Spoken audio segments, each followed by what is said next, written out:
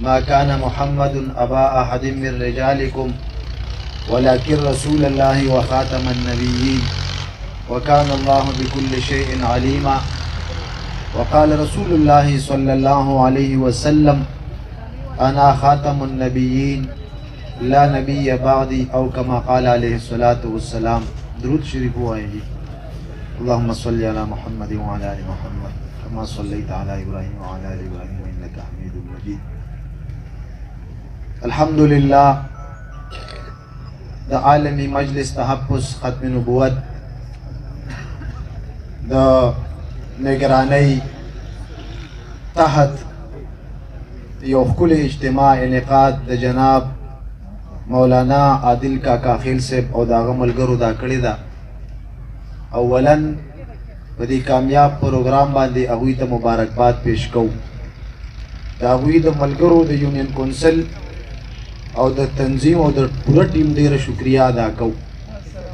محترم مسلمانانو، تاسو ته پته ده چې دا نننی پروګرام د امام الانبیاء محمد رسول الله صلی الله علیه وسلم د ختم نبوت چې اجماعي عقیده ده د هغې په عنوان سره ټاکلی شوی دی.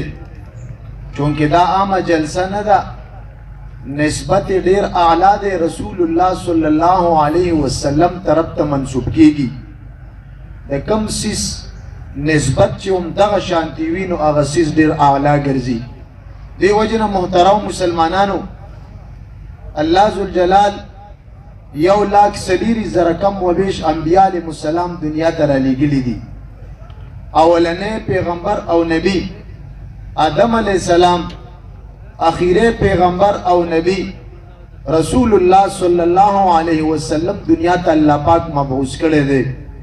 نبی علیہ السلام د معراج په واقعه کې سبحان الذي اسرى بعبده ليلا من المسجد الحرام الى المسجد الاقصى الذي باركنا حوله لنريه.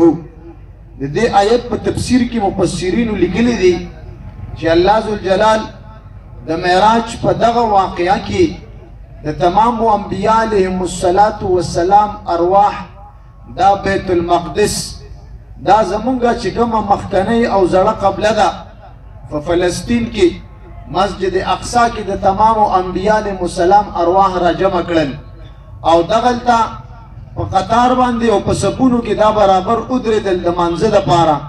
ټول پیغمبران علیهم السلام په دې سوچ کې چې مانځه ته به د امامتۍ دپاره څوک راځي، جمع ته به څوک مخکې کېږي. مفسرینو او محدثینو په اتفاق باندې لیکلي دي چې الله ذوالجلال جبریل علیه السلام راولېږو او ورته ووی چې رسول الله صلی الله علیه وسلم ته وفرمایا چې تمام انبیاء علیهم السلام تمام پیغمبرانو ته دا منځ د امامتۍ دا ورکه او امام شه. د دغې نه بعد رسول الله صلی الله علیه وسلم امام الانبیاء په لقب باندې د امام الانبیاء په نوم باندې دا یادیږي او دا مشهور شو. نور پیغمبران دا نبیان او رسول الله صلی الله علیه وسلم دا امام الانبیاء دی. نور پیغمبران دا نبیان او نبی علیہ السلام خاتم الانبیاء دی.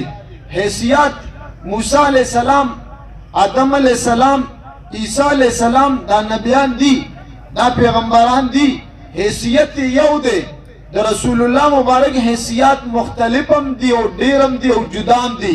ځکه نبی علیہ السلام نبیم دی، امام الانبیاء دی او دریم نمبر خاتم الانبیاء دی. رسول الله مبارک د ختم نبوت دغه عقیده زمونږ استاسو ده. 100 کاله مخکې په نږدې هندوستان کې مرزا قادیانی ملعون دا پیدا شو او هغه د نبوت دعوه وکړه. زمونږ د دیوبند علما راولګېدل. شیخ صاحب دې ستړي دي، تاسو تکلیف مه ورکوئ. زمونږ مهمان خصوصي حضرت مولانا سجاد الحجابي صاحب دې تشریف راوړو. ملګرو ته درخواست دی تکلیف مه ورکوئ، سټیج ته راپرېږدئ. زمونږ د دیوبند علماو په هغې د سرکوبۍ دپاره د میټاوولو دپاره هغوی خپل سر من جان تن خپل مدارس خپل تدریس خپل مطالعه او خپل اوقات دا د دغه زنديق او د دغه کافر خلاف دا استعمال کړل. دی وجنه د پاکستان آئین او قانون هم دا ګرځیدل دی چې د ګستاخ رسول سزا سرتن سے جدا. دی وجنه ملګری چې د دینه خبر وي